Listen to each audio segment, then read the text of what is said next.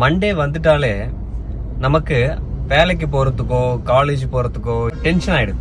Weekend நல்லா enjoy பண்ணோம், இப்ப மறுபடியும் ஒர்க்குக்கு போகணுமா, பிடிக்கவே இல்லை எனக்கு இது அப்படிங்கிற மாதிரி ஒரு சூழல் ஏற்படுது. உண்மைதானே? இது ஏன் ஏற்படுதுன்னு நம்ம சிந்திச்சிருக்கோமா? ஏன்னா மனித உயிரானது சுதந்திரத்தை விரும்புது. மனித உயிர் கிடையாது, எல்லா உயிர்களும் விரும்பக்கூடிய ஒரு விஷயம் சுதந்திரம். அப்ப அந்த சுதந்திரத்தை நம்ம கட்டுப்படுத்துற மாதிரி இல்லைன்னா அடக்கிற மாதிரி ஒரு செயலை நம்ம லைஃப்குள்ள ரொட்டீனா கொண்டு வந்திருக்கோம்.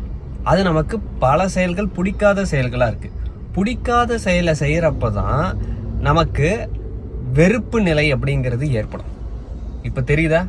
நீங்க படிக்கிற படிப்பு உங்களுக்கு பிடிக்கல, நீங்க பார்க்குற வேலை உங்களுக்கு பிடிக்கல, அதனாலதான் உங்களுக்கு வெறுப்பு நிலை அப்படிங்கிறது ஏற்பட்டு ஏன் தான் மண்டே வருது, இந்த சுதந்திரமான வாழ்க்கையை விட்டுட்டு நம்ம மறுபடியும் இந்த ஒரு அடிமை வாழ்க்கைக்கு இல்ல பிடிக்காத வேலையை செய்யக்கூடிய ஒரு வாழ்க்கைக்கு நாம ஏன் திரும்பணும்னு உங்களுடைய மனசு அதை ஏத்துக்க மாட்டேங்குது.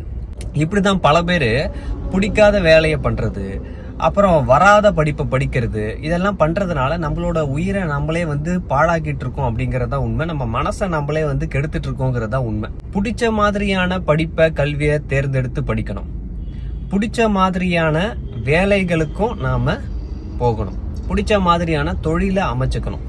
இதுதான் ஒரு சுதந்திரமான வாழ்க்கைக்கான அடித்தளமே. ஒவ்வொரு நாளும் உங்களுக்கு ஒரு சுதந்திரமான நாளா இருக்கும், ஒவ்வொரு நாளும் விடுதலை மாதிரி இருக்கும், ஒவ்வொரு நாளும் வீக்கெண்டு மாதிரி இருக்கும். இப்படி ஜாலியா நம்மளோட வாழ்க்கைய அமைச்சுக்கிட்டு வாழ்றப்போ முழுமை அப்படிங்கிறது நம்ம வாழ்க்கைக்கு கிடைக்கும், வெறுப்பு தன்மைங்கிறது இருக்காது.